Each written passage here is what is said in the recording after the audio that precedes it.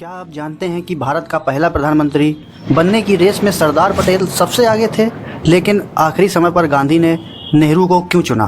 ये कहानी भारत की राजनीति का सबसे बड़ा सवाल है जो आज भी चर्चा में है। नमस्कार, आप देख रहे हैं हिस्टोरियन ज्ञान।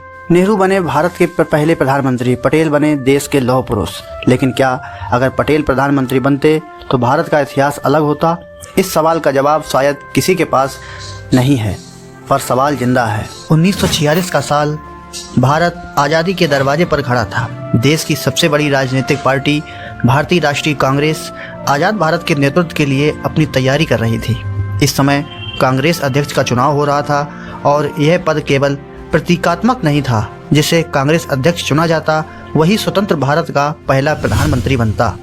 कांग्रेस की 15 में से 12 प्रांतीय समितियों ने सरदार वल्लभ भाई पटेल का नाम प्रस्तावित किया। इस समर्थन के पीछे कारण स्पष्ट थे। पटेल दशकों से कांग्रेस संगठन के मजबूत स्तंभ थे। उनका प्रशासनिक अनुभव और जमीनी पकड़ बेहद मजबूत थी।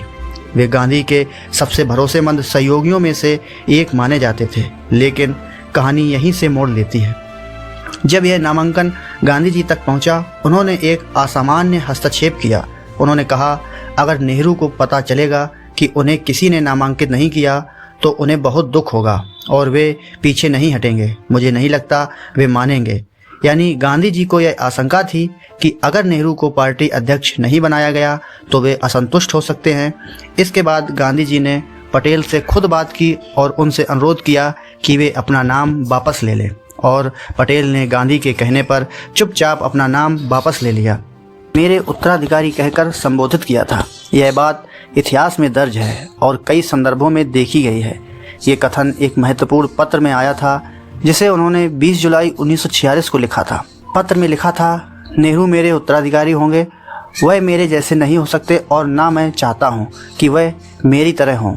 वह एक विचारक, आधुनिक, तर्कशील व्यक्ति हैं। देश को आगे बढ़ाने के लिए यही आवश्यक है।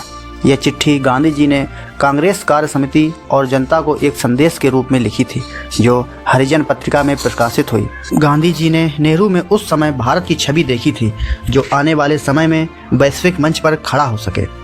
नेहरू युवा थे, आधुनिक सोच वाले, समाजवादी और पश्चिमी शिक्षा से प्रशिक्षित थे। गांधी को विश्वास था कि नेहरू दुनिया को भारत की नई पहचान देंगे। गांधी को पटेल पर भरोसा था, नेहरू पर नहीं।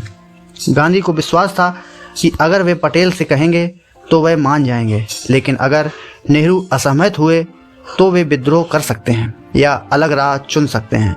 यह विचार गांधी जी के लिए राजनीतिक स्थिरता के लिए जोखिम भरा था। यहीं से विवाद शुरू होता है। क्या गांधी को बहुमत का निर्णय मानना चाहिए था? क्या उन्होंने पार्टी की लोकतांत्रिक प्रक्रिया को नज़रअंदाज कर दिया?